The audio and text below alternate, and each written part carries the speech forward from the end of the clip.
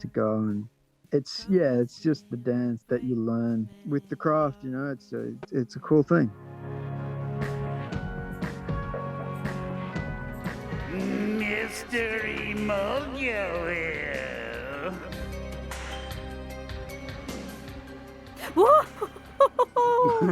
I've got my... Oh, no, you can't hear me through this mask. Okay, my voice is going to be a little bit weak for the next few sentences that I speak, but I'll keep this on for aesthetic value. Nice. The Phantom of the Opera. Different mask, right? Yeah. Jonah, it is Mystery Mogul. Yes, What's our it is. Halloween story today? Well, in honor of Halloween, today I'm going to share a personal ghost story that actually happened to me. Oh, really? Yeah. Give us a teaser. It has to do with very infamous Hawaiian spirit. Oh, I'm intrigued. I just like the Hawaii part. Are you ready? I am.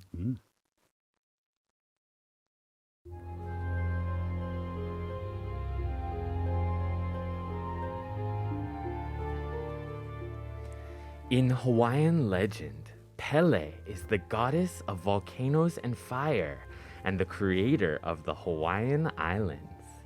While Pele assumes many forms, she is perhaps best known and most feared for taking on the shape of a woman with long white hair, both elderly and young, and both disheveled and polished. Roaming from island to island, rumor has it she enjoys hitchhiking and cigarettes, the later of which she can light with a mere snap of her fingers. Sometimes spotted with a small white dog, she's been known to hop into the back of a truck or car only to disappear at a stop or after a bend in the road. Others have reported seeing her dancing in red at the foot of volcanoes. Believed to ask for favors to test the kindness of strangers, failing to pick up the white lady or neglecting to treat her respectfully results in a catastrophe and heartache.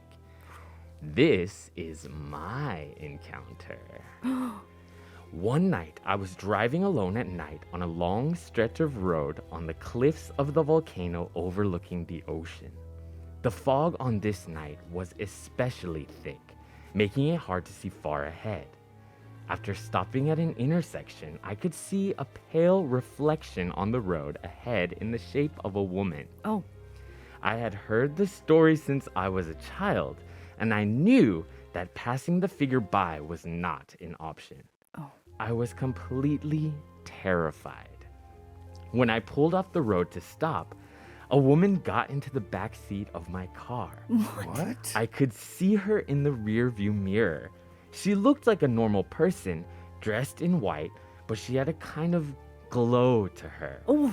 To this day, I don't know if it was just a reflection of the fog or if she was emitting the glow herself. "I'm going up to the next town. Where are you headed?" I asked. No response. The silence made me even more nervous, but I knew that exchanging pleasantries was the respectful thing to do. "I'm sorry, I don't have any cigarettes or anything to offer you now. I hope that's okay." No response. Oh my gosh. Looking into the mirror again, I could see that she was looking at the back of my head, but more through me than at me. Oh. "Are you sure there isn't any place that I can drop you off?" I asked. Oh. No response. I decided at this point to focus on the road ahead, but suddenly I started to feel warm and unusually calm. Maybe I was terrified for no reason and my logical thoughts were working again. Mm-hmm. I stopped at a traffic signal and said, "We're coming up to my place soon. Should I drop you at the town center?" I didn't expect an answer, but when I looked back in the mirror one more time, she was gone. That scream was me and Kate screaming in the studio. That Whoa. happened to you. Yes. It did. O.M. goodness. Wow. Back to this, Jonah. What in the world happened there? Really, I have no idea. But the crazy part is I'm not the first, and I definitely won't be the last to have this kind of experience. Is that right? It's a very common thing to happen to people from Hawaii. How old were you at the time? I was like 17. Okay. Wow, you kept your calm at 17. I don't know what I would have done. But culturally, it's one of those stories that we hear all the time. Our parents say, if this ever happens to you, you have really? to act like this. Wow. Yeah, Hawaii is very spiritual. So we have stories about everything. So you weren't dreaming, you weren't hallucinating, you pulled over and someone opened your car door and got in the back of your car. But see, I don't really remember it that well. I remember what I felt. You don't remember? No, This I is mean, something I would never forget. Like, I remember how I felt. Uh-huh. I remember what I think I said. Yeah. But in those kind Sure, of situations, sure. your adrenaline's Yeah. rushing so fast. Yeah. So what did you feel? Like you said that you felt warm at some point, and then a calm came over you. Because I was feeling really tense Mm-hmm. at the Of course, time. yeah. Also, it was kind of cold. It's foggy. Driving alone. It's scary. Mm-hmm. So all that time, and then suddenly I just felt like, okay, I'm like not stressed about this Wow. situation anymore. Is hitchhiking a common thing in the Hawaiian Islands? I mean, I think so. Yeah. A lot of people.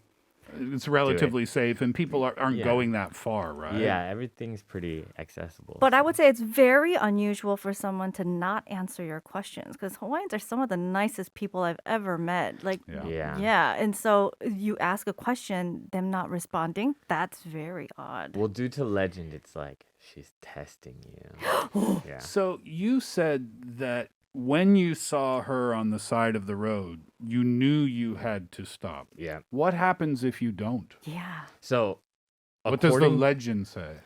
if you don't stop, something bad will happen to you. We don't know in what degree it will happen Or when? or when it will happen. But in another related story, I am not usually a superstitious person, but I absolutely believe in stories related to this. Mm-hmm.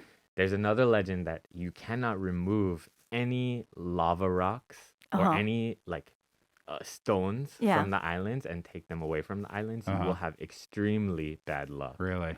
And it's actually happened to me. What did you And do? the only way to stop the bad luck is to put that rock in a box and send it back to Hawaii. Really? So every year the Hawaiian Postal Service just gets boxes and boxes of rocks. really? Mhm. Ah. That's amazing.